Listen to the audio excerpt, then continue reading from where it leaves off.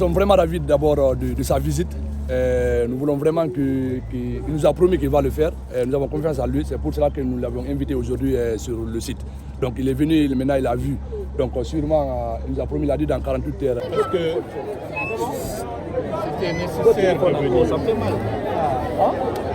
Depuis 2 ans, le chef de l'État, le général Mamadi Doumbouya, avait indiqué qu'il veut que la décharge de Dar Salam soit fermée. On a eu plusieurs réunions, des discussions, mais ce n'est pas encore fait.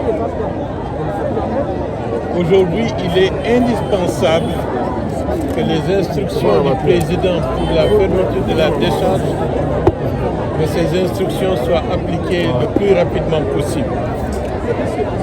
Mais comme vous le savez, cela nécessite une méthode et une planification.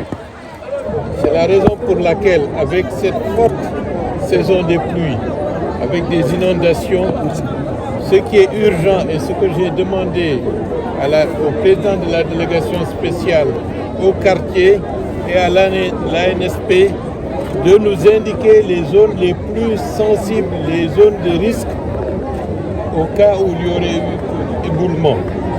Parce que dans la phase actuelle, à tout moment, avec ces pluies, il faut s'attendre à ce qu'il y ait des éboulements. Donc il faut prévenir. Donc ici lundi, j'aurai des rapports et des propositions pour que des mesures effectives soient prises le plus rapidement possible pour sécuriser les habitations les plus proches de la décharge. Ça, c'est le premier élément. Ça, c'est dans l'immédiat. La deuxième chose, des études ont été faites par des structures comme Artelia et d'autres pour envisager la fermeture de la décharge.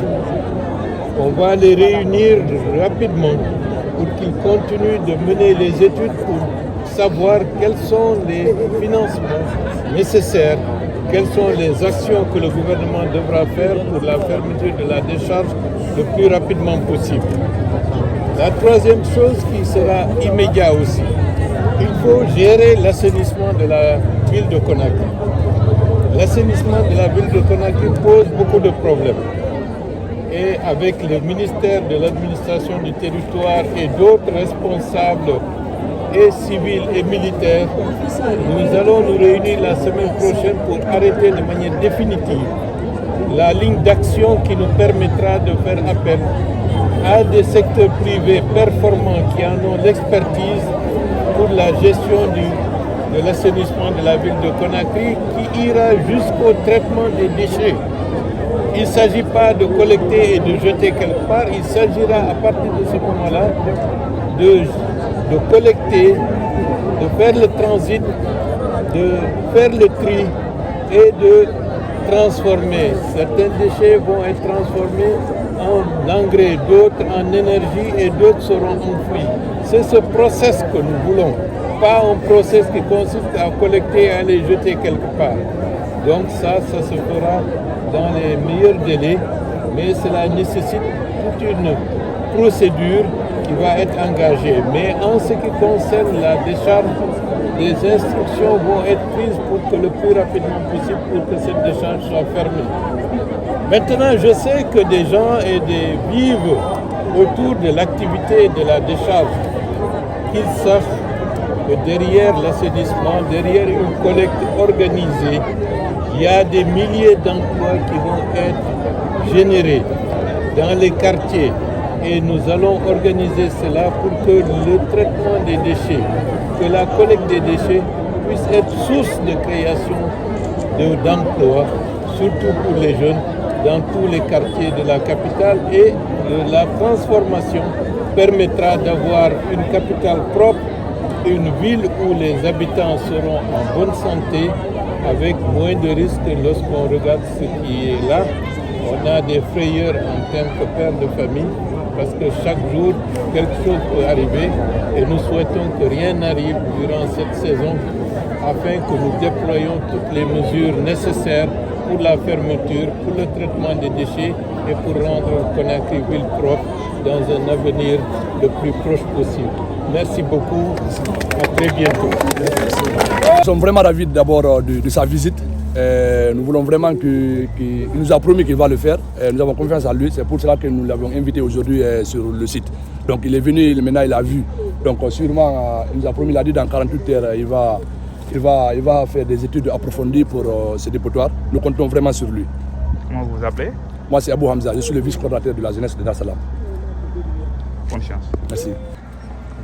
Moi je suis Mohamed Lamine Kaba, je suis de l'Agence nationale de l'assainissement et de la salubrité publique. Nous sommes là aujourd'hui avec tout le personnel, en commençant par notre directeur général. Alors nous accompagnons Monsieur le Premier ministre pour que l'objectif qui est fixé maintenant là soit atteint. Et il parle maintenant du placement de ce dépotoir là qui fait aujourd'hui des dégâts et qui fait aujourd'hui des victimes, et sur tous les plans sanitaires. C'est vraiment difficile. Les habitants qui sont là aujourd'hui, nous devons protéger leur santé. Et l'objectif aujourd'hui de notre direction, c'est d'accompagner le gouvernement pour la délocalisation de ce dépotoir qui est là aujourd'hui, qui fait des victimes aujourd'hui sur la population de Conakry. Est-ce qu'un lieu a été identifié pour servir de relève? Le lieu qui a été identifié, c'est Baretode. C'est vers Koya, c'est derrière Koya qu'on appelle Baretode. Et c'est un grand espace que nous avons pu trouver. Alors au jour d'aujourd'hui, la direction de l'ANSP, y compris ses partenaires, nous sommes en train de nous battre pour faire tous les moyens, pour mettre tous les moyens à notre disposition, pour faire tout pour que ce dépotoir-là soit déplacé dans les brefs délais. Merci beaucoup. Merci.